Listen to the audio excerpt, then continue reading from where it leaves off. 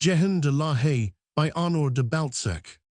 Roman 4. How the Moorish woman of the Rue Chaux twisted about so briskly that with great difficulty was she burned and cooked alive to the great loss of the infernal regions. This was written in the month of May of the year 1360, after the manner of a testament. My very dear and well-beloved son, when it shall be lawful for thee to read this, I shall be thy father reposing in the tomb, imploring thy prayers, and supplicating thee to conduct thyself in life, as it will be commanded thee in this rescript, bequeathed for the good government of thy family, thy future and safety, for I have done this at a period when I had my senses and understanding still recently affected by the sovereign injustice of men. In my virile age, I had a great ambition to raise myself in the church and therein to obtain the highest dignities, because no life appeared to me more splendid. Now, with this earnest idea, I learned to read and write, and with great trouble became in a fit condition to enter the clergy. But because I had no protection or good advice to superintend my training, I had an idea of becoming the writer tabellion and rubrican of the chapter of St. Maurice, in which were the highest and richest personages of Christendom, since the King of France is only therein a simple canon. Now there I should be able better than anywhere else to find services to render to certain lords, and thus to find a master or gain patronage, and by this assistance enter into religion, and be mitred and ensconced in an archiepiscopal chair somewhere or other. But this first vision was over. Credulous and a little too ambitious, the which God caused me clearly to perceive by the sequel. In fact, Messer Jehan de Villedimer, who afterwards became cardinal, was given this appointment, and I was rejected, discomfited. Now, in this unhappy hour, I received an alleviation of my troubles by the advice of the good old Hiram Cornell, of whom I have often spoken to you. This dear man induced me by his kindness to become penman to the chapter of St. Maurice and the Archbishop of Tours, the which offer I accepted with joy, since I was reputed a scrivener. At the time I was about to enter into the presbytery, commenced the famous process against the devil of the Rue Chaux, of which the old folks still talk, and which in its time has been recounted in every home in France, now believing that it would be of great advantage to my ambition, and that for this assistance the chapter would raise me to some dignity. My good master had me appointed for the purpose of writing all of that should be in this grave cause subject to writing. At the very outset, Monseigneur Hiram Cornell, a man approaching 80 years of great sense, justice, and sound understanding, suspected some spitefulness in this cause, although he was not partial to immodest girls, and had never been involved with a woman in his life, and was holy and venerable, with a sanctity which had caused him to be selected as a judge. All this notwithstanding, as soon as the depositions were completed, and the poor wench heard, it remained clear that although this Mary Doxy had broken her religious vows, she was innocent of all devilry, and that her great wealth was coveted by her enemies and other persons, whom I must not name to thee for reasons of prudence. At this time, every one believed her to be so well furnished with silver and gold that she could have bought the whole county of Touraine, if so it had pleased her. 1,000 falsehoods and calumnious words concerning the girl, envied by all the honest women, were circulated and believed in as gospel. At this period, Master Hiram Cornell, having ascertained that no demon other than that of love was in the girl, made her consent to remain in a convent for the remainder of her days, and having ascertained certain noble knights, brave in war and rich in domains, that they would do everything to save her, he invited her secretly to demand of her accusers the judgment of God, at the same time giving her goods to the chapter, in order to silence mischievous tongues. By this means would be saved from the stake the most delicate flower that ever heaven has allowed to fall upon our earth, the which flower yielded only from excessive tenderness and amiability to the malady of love cast by her eyes into the hearts of all her pursuers. But the real devil, under the form of a monk, mixed himself up in this affair, in this wise great enemy of the virtue, wisdom, and sanctity of Monseigneur Hiram Cornell, named Jehan de la Haye, having learned that in the jail the poor girl was treated like a queen, wickedly accused the grand penitentiary of connivance with her, and of being her servitor, because, said this wicked priest, she makes him young, amorous, and happy, from which the poor old man died of grief in one day, knowing by this that Jehan de la Haye had worn his ruin, and coveted his dignities. In fact, our Lord, the Archbishop, visited the jail, and found the Moorish woman in a pleasant place, reposing comfortably and without irons, because having placed a diamond in a place where none could have believed she could have held it, she had purchased the clemency of her jailer. At the time, certain persons said that this jailer was smitten with her, and that from love, or perhaps in great fear of the young baron's lovers of this woman, he had planned her escape, the good man Cornel being at the point of death through the treachery of Jehan de la Haye, the chapter thinking it necessary to make null and void the proceedings taken by the penitentiary, and also his decrees. The said Jehan de la Haye, at that time a simple vicar of the cathedral, pointed out that to do this it would be sufficient to obtain a public confession from the good man on his deathbed. Then was the moribund tortured and tormented by the gentlemen of the chapter, those of St. Martin, those of Marmoustiers, by the archbishop, and also by the Pope's legate, in order that he might recant to the advantage of the church, to which the good man would not consent. But after 1,000 ills, the public confession was prepared, at which the most noteworthy people of the town assisted, and the which spread more horror and consternation than I can describe. The churches of the diocese held public prayers for this calamity, and every one expected to see the devil tumble into his house by the chimney. But the truth of it is that the good Master Hiram had a fever and saw cows in his room. And then was this recantation obtained of him. The access passed. The poor saint wept copiously on learning this trick from me. In fact, he died in my arms, assisted by his physicians, heartbroken at this mummery, telling us that he was going to the feet of God to pray to prevent the consummation of this deplorable iniquity. The poor Moorish woman had touched him much by her tears and repentance, seeing that, before making her demand for the judgment of God, he had minutely confessed her,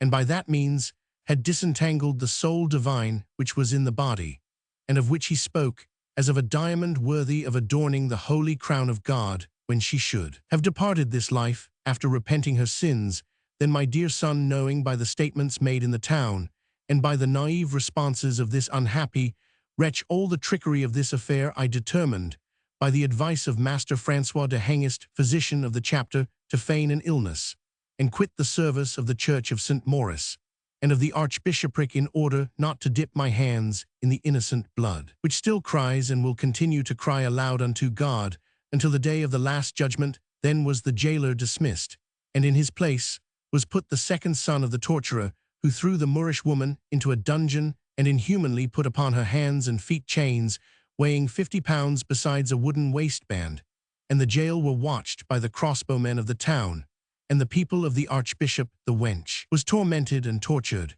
and her bones were broken. Conquered by sorrow, she made an avowal according to the wishes of Jehan de la Haye, and was instantly condemned to be burned in the enclosure of St. Etienne, having been previously placed in the portals of the church, attired in a chemise of sulphur, and her goods given over to the chapter, etc. This order was the cause of great disturbances and fighting in the town, because 3 young knights of Touraine swore to die in the service of the poor girl, and to deliver her in all possible ways. Then they came into the town, accompanied by thousands of sufferers, laboring people, old soldiers, warriors, courtesans, and others whom the said girls had succored, saved from misfortune, from hunger and misery, and searched all the poor dwellings of the town, where lay those to whom she had done good.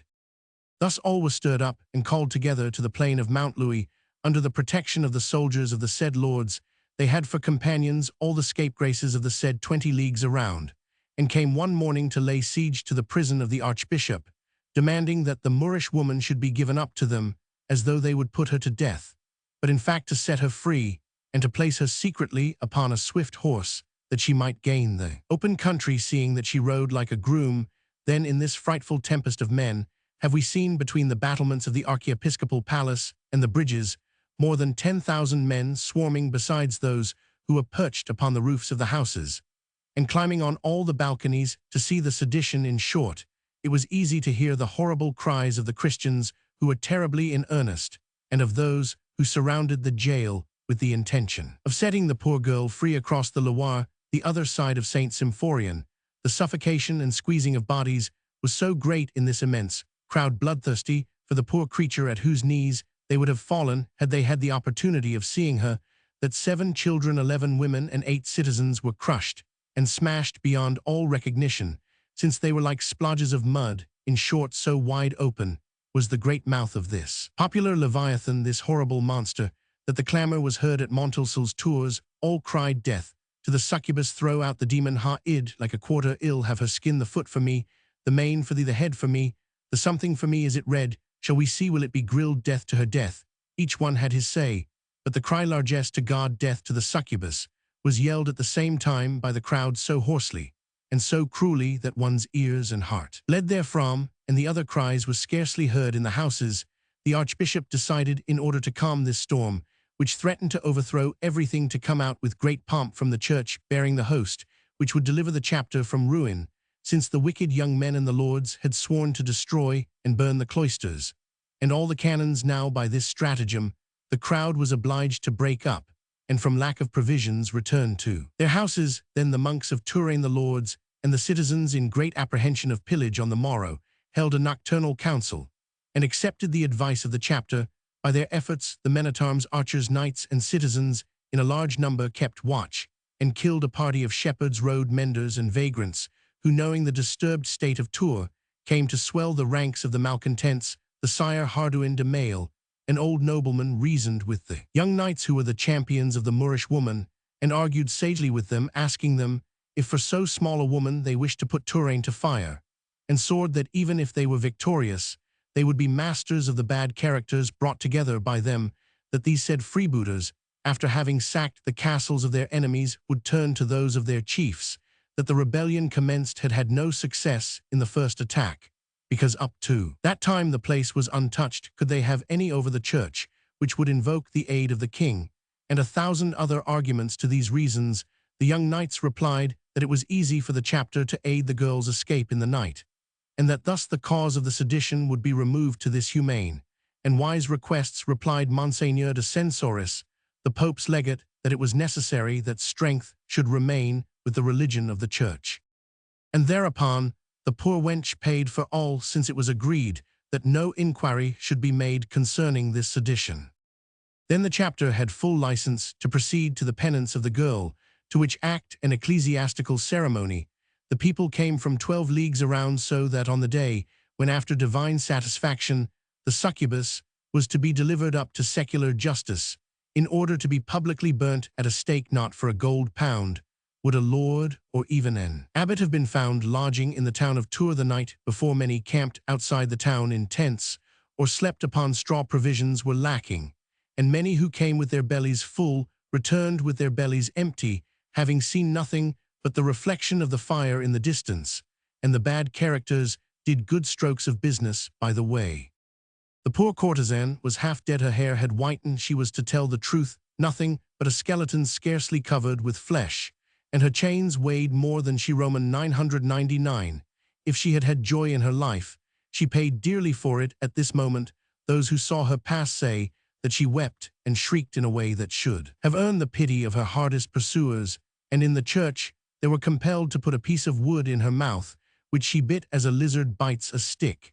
Then the executioner tied her to a stake to sustain her, since she let herself roll at times and fell for want of strength. Then she suddenly recovered a vigorous handful. Because this notwithstanding, she was able, it is said, to break her cords and escape into the church, where, in remembrance of her old vocation, she climbed quickly into galleries above, flying like a bird along the little columns and small friezes. She was about to escape on to the roof, when a soldier perceived her and thrust his spear in the sole of her foot. In spite of her foot, half cut through, the poor girl still ran along the church, without noticing it, going along with her bones broken, and her blood gushing out. So great fear had she of the flames of the stake. At last she was taken and bound, thrown into a tumbrel, and led to the stake without being afterwards heard to utter a cry. The account of her flight in the church assisted in making the common people believe that she was the devil, and some of them said that she had flown in the air.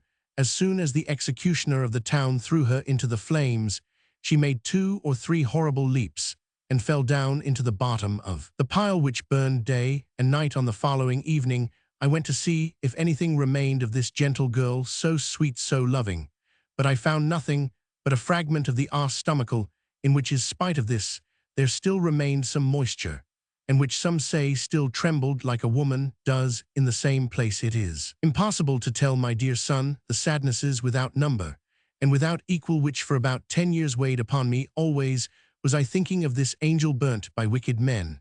and always I beheld her with her eyes full of love. In short, the supernatural gifts of this artless child were shining day and night before me, and I prayed for her in the church, where she had been martyred at length. I had neither the strength nor the courage to look without trembling upon the grand penitentiary Jehan de la Haye, who died eaten up by lice leprosy. Was his punishment fire burned his house, and his wife, and all those who had a hand in the burning, had their own hands singed. This my well-beloved son was the cause of 1,000 ideas, which I have here put into writing to be forever the rule of conduct in our family. I quitted the service of the church, and espoused your mother, from whom I received infinite blessings, and with whom I shared my life, my goods, my soul, and all, and she agreed with me in following precepts. Firstly, that to live happily, it is necessary to keep far away from church people, to honor them much without giving them leave to enter your house any more than to those who by right, just or unjust, are supposed to be superior to us. Secondly, to take a modest condition, and to keep oneself in it, without wishing to appear in any way rich, to have a care to excite no envy, nor strike anyone soever in any manner, because it is needful to be as strong as an oak which kills the plants at its feet to crush envious heads, and even then would one succumb, since human oaks are especially rare, and that no tournibouch should flatter himself that he is one, granting that he be a tournibouch. Thirdly, never to spend more than 1/4 of one's income, conceal one's wealth, hide one's goods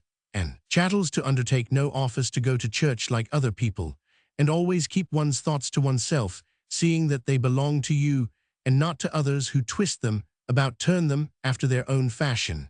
and make calumnies therefrom. Fourthly, always to remain in the condition of the tournibouches, who are now and forever drapers, to marry your daughters to good drapers, send your sons to be drapers in other towns of France, furnished with these wise precepts, and to bring them up to the honor of drapery, and without leaving any dream of ambition in their minds. A draper, like a tournibouch, should be their glory, their arms, their name, their motto, their life. Thus, by being always drapers, they will be always tournibouches, and rub on like the good little insects who once lodged in the beam, made their dens, and go on with security to the end of their ball of thread. Fifthly, never to speak any other language than that of drapery, and never to dispute concerning religion or government. And even though the government of the state, the province, religion, and God turn about, or have a fancy to go to the right or to the left, always in your quality of tournibouch stick to your cloth. Thus, unnoticed by the others of the town, the tournibouches will live in peace, with their little tournibouches paying the tithes and taxes, and all that they are required by force to give, be it to God, or to the king, to the town, to the parish, with all of whom it is unwise to struggle. Also, it is necessary to keep the patrimonial treasure, to have peace, and to buy peace, never to owe anything, to have corn in the house, and enjoy yourselves with the doors and windows shut. By this means none will take from the tournibouches, neither the state, nor the church, nor the lords, to whom, should the case be that force is employed, you will lend a few crowns, without cherishing the idea of ever seeing him again. I mean the crowns. Thus, in all seasons, people will love the tournibouches, will mock the tournibouches, as poor peopliers, the slow tournibouches, as tournibouches of no understanding. Let the know-nothing say on the tournibouches, will neither be burned nor hanged to the advantage of king or church or other people. And the wise tournibouches will have secretly money in their pockets, and joy in their houses hidden from. Now, my dear son, follow this, the counsel of a modest and middle-class life. Maintain this in thy family as a county charter, and when you die let your successor maintain it as the sacred gospel of the tournibouches, until God wills it that there be no longer tournibouches in this world. This letter has been found at the time of the inventory made in the house of Francois Tournibouch, Lord of Verets, Chancellor to Monseigneur the Dauphin, and condemned at the time of the rebellion of the said Lord against the king to lose his head and have all his goods confiscated by order of the Parliament of Paris. The said letter has been handed to the governor of Touraine as an historical curiosity, and joined to the pieces of the process in the Archbishopric of Tours by me, Pierre Gaultier, Sheriff, President of the Trades Council. The author, having finished the transcription and deciphering of these parchments, translating them from their strange language into French, the donor of them declared that the Rue Chaude at Tours was so called according to certain people, because the sun remained there longer than in all other parts. But in spite of this version, people of lofty understanding will find in the warm way of the said succubus the real origin of the said name, in which acquiesces the author. This teaches us not to abuse our body, but use it wisely in view of our salvation.